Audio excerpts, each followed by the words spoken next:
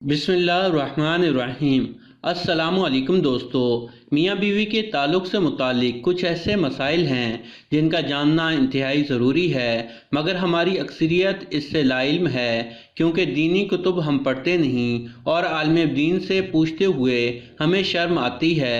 میاں بیوی ایک ساتھ غسل کر سکتے ہیں اور ان کے لیے ایک دوسرے کے سارے بدن کو دیکھنا جائز ہے، شرعاً ممانعت نہیں ہے، بلکہ شرمگاہ کی طرف دیکھنا خلاف ادب اور ناپسندیدہ ہے، جیسا کہ ام المومنین حضرت عائشہ صدیقہ رضی اللہ عنہا فرماتی ہیں کہ میں نے رسول اللہ صلی اللہ علیہ وسلم کے ساتھ ایک برتن سے غسل کیا کرتی تھی۔ آپ مجھ پر سبقت فرماتے تھے، میں کہتی مجھے پانی دیجیے۔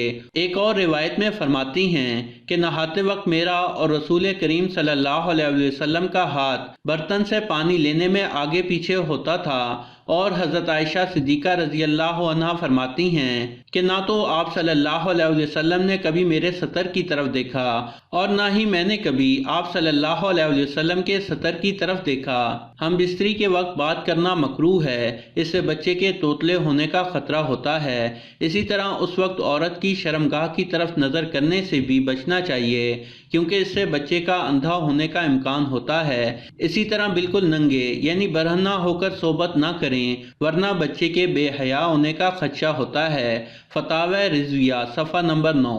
حضرت عائشہ صدیقہ رضی اللہ عنہا نے عرض کیا، یا رسول اللہ صلی اللہ علیہ وسلم، عورتوں کو تو بہت سا ثواب مل گیا، مردوں کے بارے میں بھی ارشاد فرمائیے۔ یہ سن کر حضور اکرم صلی اللہ علیہ وسلم مسکرائے اور فرمایا، جب مرد عورت کا ہاتھ پکڑ کر مانوس کرتا ہے تو اس کے لیے ایک نیکی لکھ دی جاتی ہے۔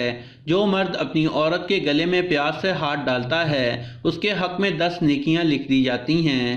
جب وہ عورت سے مباشرت کرتا ہے تو وہ دنیا و معافیہ سے افضل ہو جاتا ہے۔ جب غسل کرتا ہے تو اس کے بدن کے جس بال سے پانی گزرتا ہے اس کے لیے ہر بال کے بدلے ایک نیکی لکھ دی جاتی ہے، اور ایک گناہ معاف ہو جاتا ہے اور ایک درجہ بلند کر دیا جاتا ہے، اور وہ اس بات پر یقین رکھتا ہے کہ میں اس کا رب ہوں۔ تم اس بات پر گواہ رہو کہ میں نے اس کو بخش دیا۔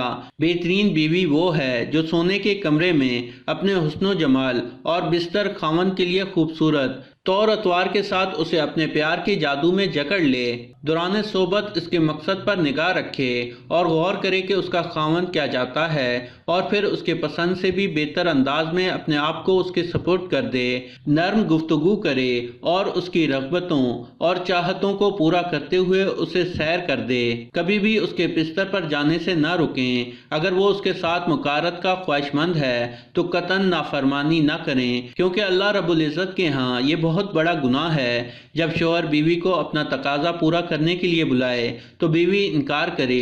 اس سلسلے میں حدیث مبارکہ میں واضح تعلیمات موجود ہیں، چنانچہ ارشاد مبارک ہے کہ جب آدمی اپنی بیوی کو اپنی حاجت پوری کرنے کے لیے بلائے اور بیوی انکار کرے، جس پر شوہر غصے کی حالت میں رات گزارے، تو صبح تک فرشتے اس عورت پر لعنت بھیجتے ہیں۔ مشکات شریف۔ دوسری روایت میں ہے کہ حضرت طلق بن علی فرماتے ہیں کہ رسول اکرم صلی اللہ علیہ وسلم نے فرمایا، جب شوہر اپنی بیوی کو اپنی حاجت پوری کرنے کے لیے اسے بلائے تو وہ فوراً اس کے پاس چلی جائے، اگرچہ وہ روٹی پکانے کے لیے تندور پر ہی کیوں نہ کھڑی ہو۔ مشکات شریف۔ حضرت سیدنا عبداللہ بن مسعود رضی اللہ تعالیٰ عنہ سے ایک شخص نے عرض کیا، میرا جس لڑکی سے نکاح ہوا ہے میرا گمان ہے کہ کہیں وہ مجھے ناپسند نہ کرے۔ آپ رضی اللہ تعالیٰ عنہ نے فرمایا، محبت اللہ تعالیٰ کی طرف سے ہوتی ہے اور نفرت شیطان کی طرف سے، تو ایسا کرو کہ جب تم اس کے پاس پہلی بار جاؤ تو وضو کرو اور 2 رکعت نماز شکرانہ اس طرح پڑھو کہ تم امام اور وہ تمہاری اقتداء کرے، تو انشاءاللہ تعالیٰ تم اسے محبت اور وفا کرنے والی پاؤ گے۔ حضرت عمر رضی اللہ تعالیٰ عنہ کے پاس ایک شخص گرد و غبار سے اٹا ہوا آیا، اس کے بال بکھرے ہوئے تھے، اس کی بیوی اس کے ساتھ تھی جو کہہ رہی تھی، اے امیر المومنین، میں نے اس کے لیے اور نہ ہی یہ میرے لیے ہے۔ آپ نے جان لیا کہ عورت اپنے شوہر سے نفرت کرتی ہے، اس لیے آپ نے شوہر کو حکم دیا کہ غسل کرے اور سر کے بالوں کو ترشوائے اور ناخن کترے۔ جب شوہر فارغ ہو کر آیا تو آپ نے کہا کہ اب اس کی بیوی کو سامنے لاؤ۔ بیوی نے دیکھا تو وہ دم بخود رہ گئی اور نہ پہچاننے کی وجہ سے پیچھے ہٹنے لگی۔ پھر جب پہچان لیا تو اس کا بوسہ لیا اور اپنے دعوے سے دستبردار ہو گئی۔ حضرت عمر رضی اللہ تعالیٰ عنہ نے فرمایا کہ تمہیں اس کے ساتھ اسی طرح برتاؤ کرنا چاہیے۔ اللہ کی قسم انہیں یہ پسند ہے کہ تم ان کے لیے آراستہ ہو جیسے تم چاہتے ہو کہ وہ تمہارے لیے بنی سنوری رہیں۔ تحفۃ العروض صفحہ نمبر 89۔ حضرت امام غزالی رحمۃ اللہ علیہ فرماتے ہیں کہ جمع یعنی صحبت کرنا جنت کی لذتوں میں سے ایک لذت ہے۔ حضرت جنید بغدادی رحمۃ اللہ علیہ فرماتے ہیں کہ انسان کو جمع کی ایسی ہی ضرورت ہے جیسی کہ غذا کی۔ حدیث نبوی صلی اللہ علیہ وسلم ہے کہ مرد کا اپنی بیوی کے ساتھ اکٹھا ایک بستر پر سونا افضل ہے۔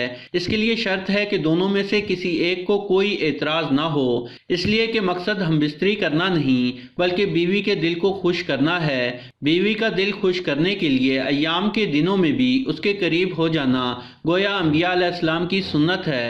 مسند احمد میں ہے کہ عبداللہ بن عباس رضی اللہ تعالیٰ عنہ سے روایت ہے کہ نبی کریم صلی اللہ علیہ وسلم نے فرمایا، جو آدمی اپنی بیوی کے پاس آنے سے پہلے یہ دعا کرتا ہے کہ اے اللہ مجھے بھی شیطان سے بچا اور اس اولاد کو بھی شیطان سے محفوظ رکھ جو تو مجھے عطا کرے گا، اگر میاں بیوی کے اس تعلق میں اولاد کا فیصلہ کر دیا گیا تو شیطان کبھی بھی اس کو نقصان نہیں پہنچا سکے گا۔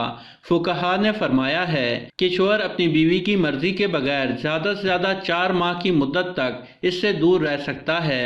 امام جلال الدین سیوطی رحمۃ اللہ علیہ نے حضرت عمر رضی اللہ تعالیٰ عنہ کے حوالے سے بیان کیا ہے کہ آپ رات کے وقت گشت کر رہے تھے تو ایک گھر سے عورت کی آواز آ رہی تھی اور وہ کچھ اشعار پڑھ رہی تھی۔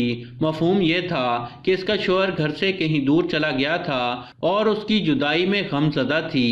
سیدنا عمر فاروق رضی اللہ تعالیٰ عنہ گھر آئے اور اپنی زوجہ سے دریافت کیا کہ شادی شدہ عورت شوہر کے بغیر کتنی مدت تک صبر کر سکتی ہے، تو زوجہ نے جواب دیا کہ 3 سے 4 ماہ۔ آپ نے حکم جاری کیا کہ ہر فوجی کو 4 ماہ بعد ضرور چھٹی دے دی جائے تاکہ ہر فوجی اپنی بیوی کا حق ادا کر سکے۔ تاریخ الخلفاء۔ تو دوستو یہ تھی ہماری آج کی ویڈیو، یقیناً آپ کو پسند آئی ہوگی۔ پسند آنے کی صورت میں اس ویڈیو کو لائک ضرور کریں اور اس ویڈیو کو زیادہ سے زیادہ شیئر کر دیں، اور اس ویڈیو کے بارے میں آپ کی کوئی رائے ہے تو اسے کمنٹ باکس میں تحریر کریں، اور ہمارے اس چینل کو سبسکرائب کرتے ہوئے ساتھ موجود گھنٹی کا بٹن بھی دبا دیں۔ جزاک اللہ۔